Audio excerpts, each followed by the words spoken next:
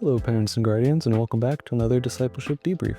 This past Sunday, CBC Youth returned after our winter break, where we took some time off, and so we returned right back to the book of Ecclesiastes. And the book of Ecclesiastes being topical, we've kind of been bouncing around anyway, but we are about halfway through chapter 4, and so we return to chapter 4 to talk about the idea of community or friendship. It's chapter 4, verses 7 to 12. And actually, one of our leaders, Curtis, he led us through this one, and he talked about community and strength in community.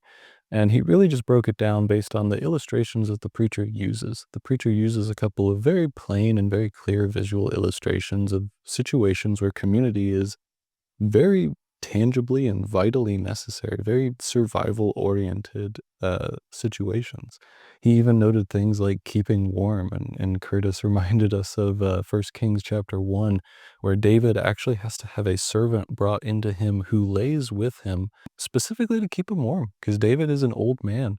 And so these were very tangible illustrations that the preacher is using, very practical illustrations that the preacher is using, talking about the fact that community is vital.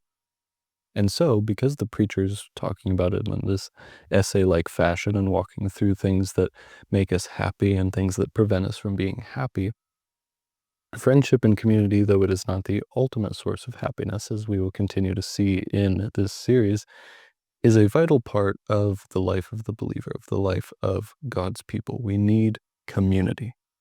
And so, for you as parents and guardians getting to follow up in the home this week, ask your student what they are doing to foster community, to engage in community. One of the things that Curtis walked us through was actually our church's standards for membership.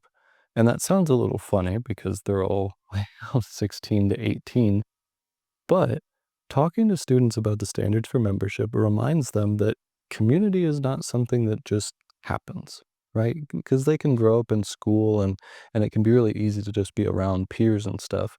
As they get older, community is something that you have to strive for. You have to put effort into. You have to try. You have to engage with in a very practical way.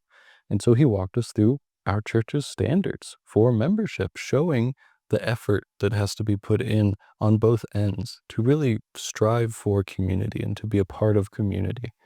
And so follow up with your student. Ask them what they're doing to foster communities, and not just general communities, but Christ-centered communities where they are built up and exhorted and strengthened, so that they don't fall into the things that the preacher talks about in verses 7 to 12 of chapter 4, places where it would be terrible to be alone and to be isolated.